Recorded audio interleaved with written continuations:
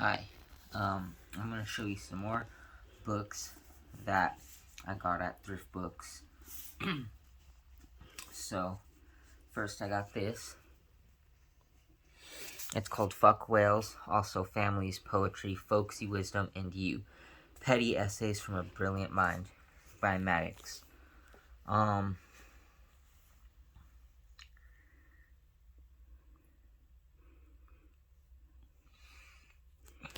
Yeah, this guy, I honestly don't remember his real name. I think it's like George something. I don't know how to pronounce his last name. But I don't know. I guess he got popular from some like website he made in like it launched in 1997. And it was basically just him posting his writings, and it's just a lot of like satire and stuff.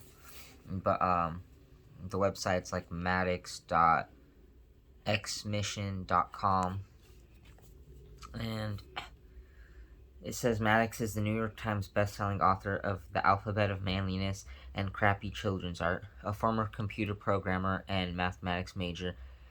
Maddox has been the king of internet satire since '96 when he started the best page in the universe, a page about Maddox and why everything he likes is great. More than 70 million people think he's right about everything. So, what does it say about the book? Fuck book flaps. Here's a little secret about book flaps. Nobody cares. Not the author, not the publisher, and least of all you, the reader. What do you hope to discover here that you wouldn't get if you just flipped the book open and started reading? Do you think that after years of working on a manuscript, investing his full genius in the book itself, the author withheld a couple gems of brilliance for the flaps? Pro tip, he didn't. It's all inside. Perhaps you don't want to start reading the book until you know what it's about. First of all, that's no way to live, but let's walk you through it. The title is Fuck Whales. It's not a scholarly biography of some stiff who died centuries ago. Is it just about whales? Nope. The subtitles let you know it's about all kinds of things, people and animals that should get fucked. If you need an exhaustive list, you can check the contents in the front, laid out in a convenient table format. It's chock full of brilliant petty essays. Like all useful books, it's written so that it can be read non-linearly, like a reference book for life. Kind of like the good book, except it's the best book. This masterpiece is like 10 New York Times bestsellers in one. Hell, every single page should be a bestseller. Every single word. Congratulations on making the wisest purchasing decision of your life. You're welcome. Yeah. I only just recently found out about his website, but I thought it was really funny. The first thing I read was basically like, I don't know, just the way he explained the song Yesterday by the Beatles. I thought it was funny. But I guess you just have to go to his website to see what I'm talking about. But yeah, what are people saying about Maddox? Fuck you and kill yourself. Kimberly. Ben said, "You're retarded. Why don't you eat a bowl full of cocks? You'd probably love that." James said, "You're not funny and you have a gay ass voice too." I don't know. It's just satire though. But what does it say? Fuck vegetarians who won't eat leftover meat. Paul McCartney. Fuck stupid relationship questions. Fuck hard decisions. Fuck environmentalists. Fuck the 8th Amendment. And fuck people who are afraid of lightning and thunder. Fuck maternity and paternity leave. I don't know, it sounded funny. Yeah, so I got this on Thrift Books. The page, or the cover thing is like kind of torn, but I mean it's used. And I have 2 other books. I feel like one of them was a library copy, maybe not. But anyways, to take this off, it's just a black book, and the title right here, Maddox, Maddox.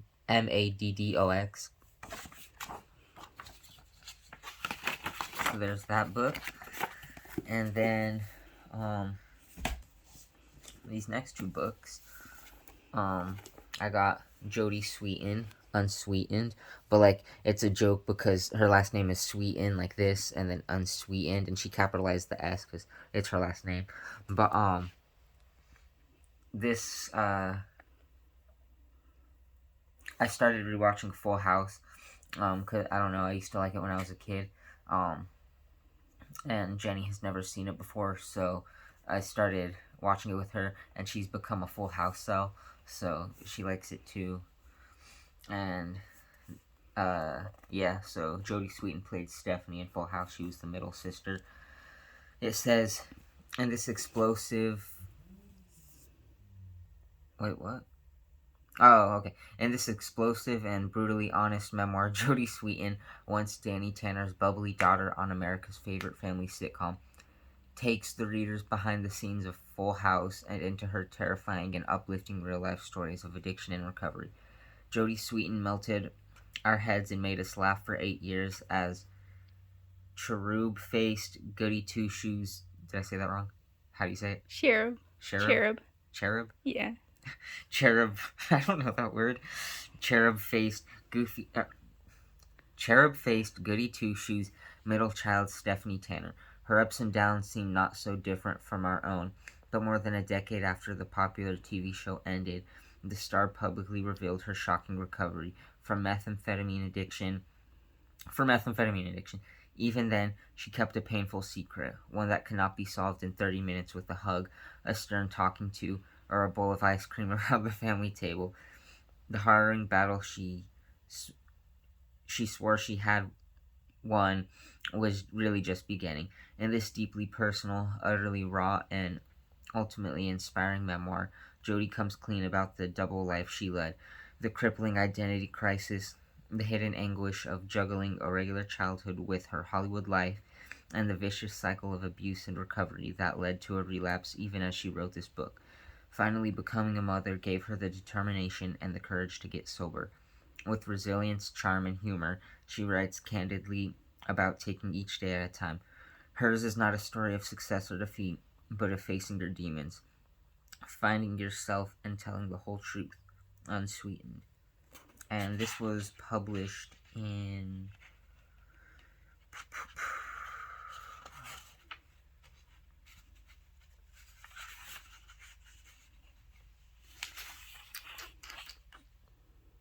2000. Originally in 2009. This edition's 2010. I don't know. I watched somebody review this book, and they said she doesn't really talk about Full House this much, and yeah, I don't know. In the preface, she said, I'm not an 80-year-old woman reflecting on my life and sharing stories from decades ago. I'm telling you the story of what brought me to where I am right now, today. So, yeah, it's not like a memoir. Like, I don't know how to describe it. You know, like, memoirs are usually about their whole life and stuff, but this is more a small section about Full House, from my understanding, and then her struggles afterwards and overcoming them, I guess. But yeah, there's like 230 pages about no pictures, and yeah. And then I got Full Circle, From Hollywood to Real Life and Back Again by Andrea Barber. Andrea Barber played Kimmy Gibbler in Full House, and Jenny does not like Kimmy's character. I think she's one of the best, but the book's read without this thing, and Jodie Sweetin said it's a good read from a multi-talented actress, author, and comedian. Candace Cameron, who played DJ, if you care what she thinks, she said funny, smart, inspiring, raw, and honest. She grew up in front of the world on the beloved sitcom Full House, but then actress Andrea Barber abruptly left Hollywood. Why did she leave, and what did she do for 20 years out of the spotlight before returning to television? This is her funny and inspiring memoir of fame, heartaches, resilience, and the reboot of a lifetime. Because in like 2016 they did Fuller House. Yeah,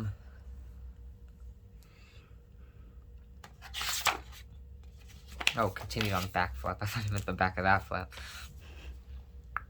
When Kimmy Gibbler burst into the Tanner's home on Full House in '87, audiences immediately connected with the confident and quirky preteen character played by 10-year-old actress Andrea Barber during an 8-season run on one of the most popular series of the '80s and '90s.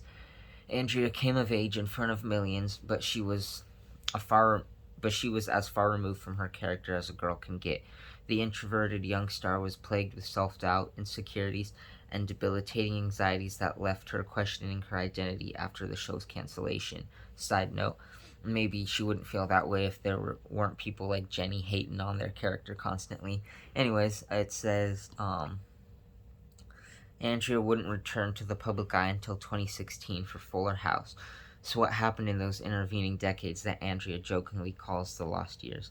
For starters, she never stopped working, but it was on a series of life-changing transitions, earning a college degree, then a master's, building a career in international education, getting married, and starting a family home. No, sorry, I was distracted by the T. Starting a family. She also faced some unforeseeable transitions, navigating a sudden divorce after nearly 12 years of marriage, and second-guessing her capabilities as a single mother. But it was her devastating bout with postpartum anxiety and depression that derailed Andrea's life and became a crucial turning point.